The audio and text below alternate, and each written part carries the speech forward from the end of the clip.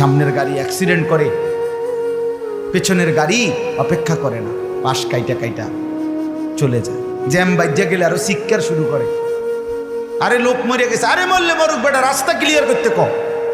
ঠিক কিনা বলেন না কেন? ধরে বেটা বেটা কেডা মরছে না মরছে বেটা, এর লেগে বুঝি মানুষ রাস্তা আটকায় রেখে, মানে এই যুক্তি দেখা।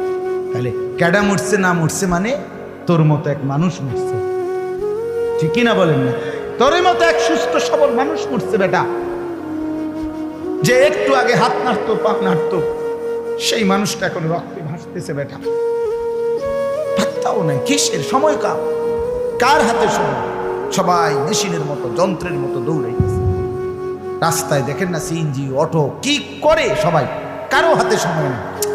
ঠিক কিনা বলেন? কে কাকে ঠেলিলা যাবে, কারো হাতে সময়, কে কার জন্য থামবে। এই জন্য তুমি নষ্ট হয়ে গেলে বন্ধু, কেউ তোমারে ফিরাবার নাই।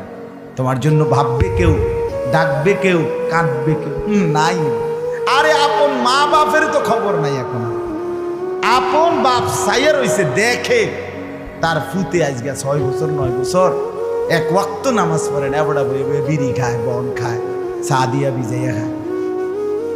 এবার মাইছ না সাইটার নামাজ পড়লে পড়ছে, না পড়লে রাতের ব্যাপার।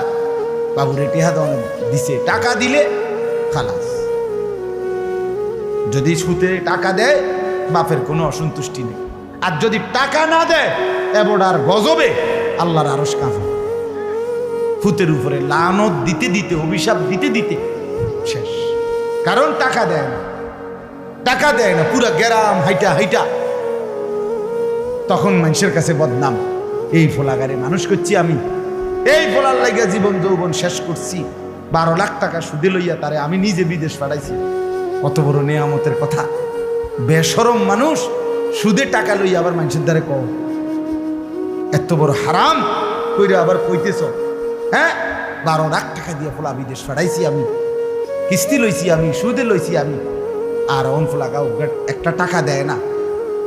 তার মানে সম্পর্কটা হয়ে গেছে এখন টাকা পয়সার ভিত্তি।